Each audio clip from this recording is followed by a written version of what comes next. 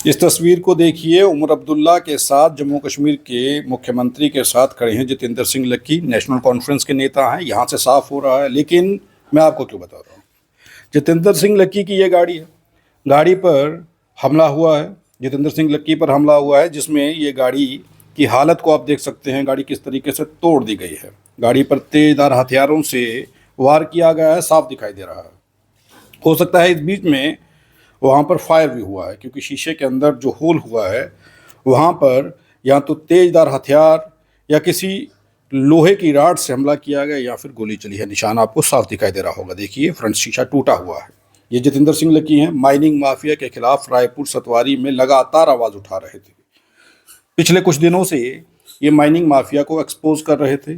Concerning विभाग की पोल खोल रहे थे कि माइनिंग माफिया को रोकने में विभाग चुस्त क्यों है और माइनिंग माफिया जो है वो माइनिंग माफिया एक्टिव है और विभाग जो है वो सुस्त है। क्रशर लगातार चल रहे हैं, किसी का कोई डर कोई खौफ नहीं।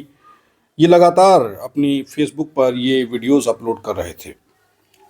इलीगल माइनिंग जो है जो तभी से हो रही थी उसकी तस्वीरें लगातार जन तक कर रहे थे। और ये डैम पर देखिए, इसमें पत्थर भरे हुए हैं, जो माइनिंग करना बैन था।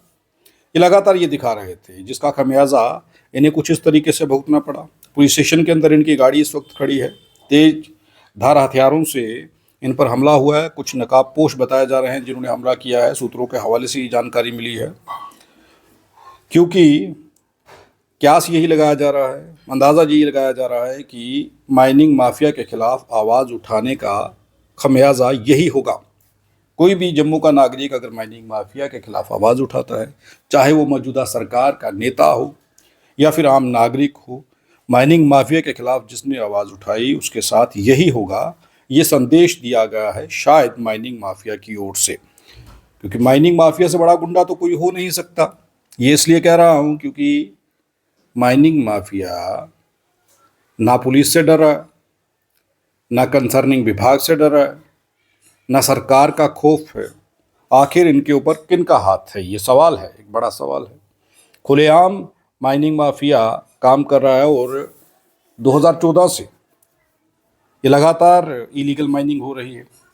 जितेंद्र सिंह लक्की इसी को एक्सपोज कर रहे थे और सवाल पूछ रहे थे पिछले दिनों से। वो ये पूछ रहे थे कि आखिर एलजी साहब कहाँ हैं, सुरेंद्र चौधरी कहाँ हैं, उमर अब्दुल्ला कहाँ हैं।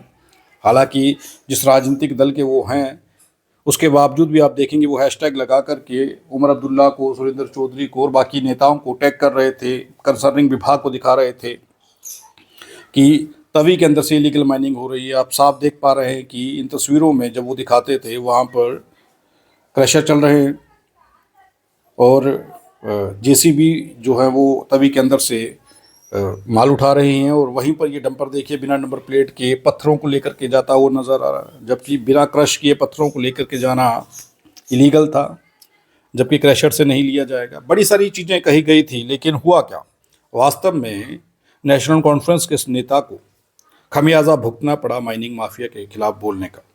गाड़ी के ऊपर जिस तरीके से हमला हुआ है, बताया जा रहा है कि कुछ नकाबपोश आए। अब नकाबपोश माइनिंग माफिया के ही होंगे, ऐसा इसलिए कहना उचित होगा क्योंकि ये लगातार माइनिंग माफिया के खिलाफ आवाज़ उठा रहे थे।